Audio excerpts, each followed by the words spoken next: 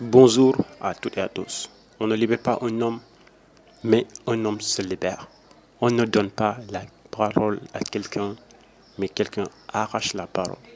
Et si l'Afrique était un État, n'oubliez pas d'abonner et de cliquer sur la cloche de notification pour ne rater aucune de nos prochaines vidéos. Écoutons les propos de ce mini-ministre, Mansour Faye. Ça sera interdit dans le train. Train bi moom amul kuy sol tenue ñëw ni damay non da ngay sol sa yére bu set wecc boo demee sa liggéeykaay nga soogay sol sa tenue boo wàccee nga summi sa tenue sol sa yére yu rafet dugg ci train bi waaye du ñu nangu ku ñëw train bi solin woo xam ne warul. Je ne vais pas me taire parce que j'ai l'impression que ces 15 jours de gratuité, c'est juste seigneur ou bête. Quand le ministre dit que, ou bien le mini-ministre dit que ce train n'est pas construit aux citoyens lambda, ce train n'est pas construit aux personnes qui travaillent au niveau des secteurs informels, le maçon, le menuisier, le tailleur, le plombier, ou bien celui qui vend du tchaf, l'autre qui vend des mouchoirs à zéter, ou bien qui vend du gros petit cola. Je n'ai pas oublié nos mamans qui vont au marché pour acheter des poissons ou bien des légumes pour les revendre. Pourquoi nous imposer à porter d'autres habits que celles que nous avons, celles qui nous permettent de gagner notre vie? Je pense que l'habillement ne porte pas beaucoup sur notre image. C'est ce que nous apportons à la société qui est important. Aidez-nous à réussir, aidez-nous à relever ce défi, aidez-nous à être indépendants et financièrement, aidez-nous à participer au développement du pays. Mais ne nous indexez pas en nous disant que ce train n'est pas construit à n'importe qui. Il faut s'habiller comme ça, sinon vous ne pouvez pas rentrer. Et l'argent que vous avez pris pour construire cette terre, c'est l'argent de qui? À qui appartient cette terre? Ou bien on l'a nommé à une famille, ou bien on l'a nommé pour une secteur bien définie. Ah bon? Quand le terre quitte ville pour aller à Diamniadio, c'était pour cette nouvelle pôle économique, celle qui travaille au niveau des bureaux, celle qui gère l'argent du peuple. C'est à eux de monter sur ce train?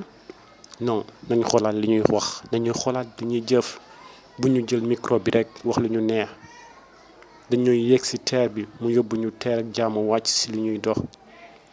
Bu leen fàtte ni askan bi dañoo bokk ci li ngeen di liggéey ba ngeen demee bay commandé waroon ngeen fàttaliku ni ku nekk nga fi ñi nekk ci secteur informel bi ñoo ci ëpp te war nañ ci am seen wàll. waru leen wax rek non seen ñamu bët nan leen may benn 15 jours xam nga sénégalais lu bees la bañ gis non bu leen waxee noonu ku nekk war na ci gis boppam. dañu war a wàññi prix bi ba ku nekk gis sa bopp mënoo di fayeeku 75 000 wala 100 000 jël xaalis bi yëpp dugal ci paas. c'est vrai bu ñu waxee nga ni non jël leen carte rapide jël leen bus Tata Ndiaga Ndiaye ñu ngi fii et après donc ñi am ñi dara ñoo am droit yegg ci yu baax yi ñun ñi di baadool yi ñu rang-rangi ci circulation bi changer leen seen wax yi boo leen di def dara dinañ ci bàyyi xel ñi nekk ci suuf. ci dëkk bi lañu bokk. Mansour Faye dañ la fay xanaa pour nga wax wala da nga bëgg jël teel bi santale ko Faye waa Sall non du nangu loolu askan bi dañoo am wàll ci réew mi ñun ñu di dang bu ñu amul lu ñu gënal suñu oto jet privé loolu la ñuy am kër gu yànj dund bu neex dund bu noobu mais non à chaque fois ngeen def. am na ñoo leen priorité am na ñoo leen di privilégié bàyyi ñeneen ñi te loolu tegu leen ko fenn bu leen ñuy fenn parfois dee ñu wax dëgg teer bi li ngeen ci yàq lépp mënoon na jëriñ feneen demal dëkk ba nga xam ne amuñu ndox courant tali bu baax rang-rang kërëng nga yéeg ci balaa ngay yegg fi nga jëm bu dee malade yenn bu mu dee.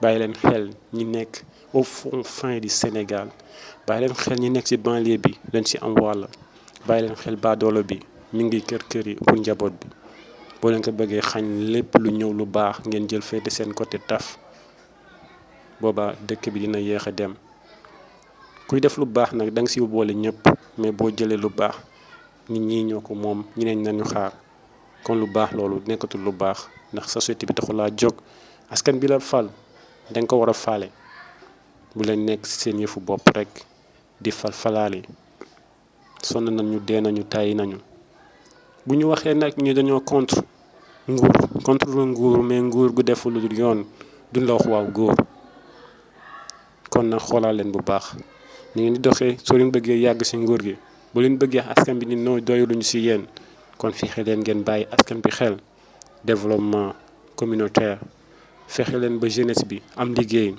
fexe leen ba ñiy jàng am fu baax fu ñu nekk ñiy faju ñuy liggéey courant ndox facture dund bu noble dund bu nooy mais Sénégal lépp fii daf fi cher faju sax boo joxul du la faale on va pas taire pour se taire kon nag ñu ngi leen wax ngeen bàyyi xel seen débat ak seeni propos yi ngeen di lancer sur la télé de leen xalaat balaa wax. Il faut savoir que l'adversaire vous tue intellectuellement. Il vous tue moralement avant de vous tuer physiquement. Mais c'est de ça. yenu ay panne def lu nekk loolu moom du am ci train bu neex yàlla. Ça sera interdit dans le train. train bi moom amul kuy sol tenue ñëw ni damay non da ngay sol sa yére bu set wecc boo demee sa liggéeykaay nga soogay sol sa tenue boo wàccee nga summi sa tenue sol sa yére yu rafet dugg ci train bi waaye du ñu nangu ku ñëw train bi solin woo xam ne warul. maa ngi yàkkamti sax nga dugg si. moo la nu baay bii ñëw na fi bis leeral ko dafa ñëwaat tey parce que dañoo wax ne le 27 décembre. TER bi ñu annoncé woon ne day daw le 24 dina daw le 27. ba nga ko déggee la ñu ne xaaral ñu woon ña bàyyi nekk papa. 27 lan décembre. 27 décembre ñëw na de presque. waaw mu dans 2 semaines ñetti fan. pusaat nañ ci ñetti fan. waaw léegi Momar Gueye 40 ans en France en Europe on va dire un ancien employé de Alstom. Des années et des années. Qui a travaillé sur beaucoup de projets. Qui a assisté à la réalisation du TGV. Du Coradialint. waaw ak TGV aussi kon. ak TGV. nekk mag du ma ci sore. est-ce que mën nañu dugg ci benn affaire. TER bi dina daw ni ñu ko waxee le 27 am nga ci yaakaar. waaw bu njëkk dama doon wax ne du daw. lu taxoon nga wax ko. ah lu taxoon nga wax ko. parce que li ñu waroon def dañ ko deful. te projet TER bi man mi maa ko def. loolu foog Sénégal yëpp xam ko. waaw pour Sénégal yëpp xam ko. man Momar Gueye man maa defar projet TER du tey nag. c'était depuis Ablaye Wade. lu taxoon nga def ko. pour le Sénégal parce que je suis un patriote. man j'ai la nationalité franco-sénégalaise. est-ce que c'était nécessaire. oui bi ma koy def et quand je parlais de ça mooy bi Ablaye Wade di wax que ne Sénégal dafay def TGV. man maa bind wax ko ne ko TGV mënul am Sénégal parce que on n'a pas assez d'électricité pour illuminer nos rues. amuñu courant bu doy buy taal mbedd yi. nii di faire fonctionner nos frigos congélateurs qui tombent toujours en rade. Mais par contre Alstom vient de créer genre train bu ñuy wax le Coradialint. bi ma ñëwee Sénégal ba léegi benn yoon laa ko mës a gis ñu bind ko ci kii bi mais le Coradialint noonu la kii bi tudd. TER on dit TER mais c'est pas TER c'est train express régional nga dem Allemagne ak France ak fu mën di nekk TER mooy train express régional. Mais la rame qui constitue ce train là comment dirais-je ce chemin de fer là bi ñu fi indi nii ça s'appelle le Coradialint. Bon pour lan ma choisir ko parce que man j'ai travaillé sur les 3 premiers prototypes et que 8 jeunes man où j'ai travaillé nous avons reçu des remerciements pour notre participation à la réalisation de ce truc-là. Et comme monsieur Wade parlait de ce problème en réalité pour dire rapidement que monsieur Wade je l'ai jamais rencontré. Mais j'ai toujours écrit depuis 2002. Donc ça date pas d'aujourd'hui ce problème-là. Et après il y a Thierno Alassane Sall qui a suivi qui était ministre des infrastructures. moom it wax dëgg yàlla gisuma ko mais bind naa leen régulièrement pour les informer. Donc ba ci sama dernière correspondance ci laa dem au ministère pour dem rencontrer Abdou Ndéné Sall. waaw par l'intermédiaire d'un de ses beaux-frères qui a le même prénom que moi, Momar, que j'ai rencontré au stand de tir pistolet à Lamine Gueye. mu ni ma mais doo ñu jàppale ci affaire yu que ma ne ko mais y a pas de problème Momar kii moom moo ma jël rendez-vous ma daan que moom jour boobu moom mujjul dem mais man dong man maa dem rencontrer Abdou Ndéné Sall. Il était secrétaire général au ministère pour lui remettre l'avant-projet.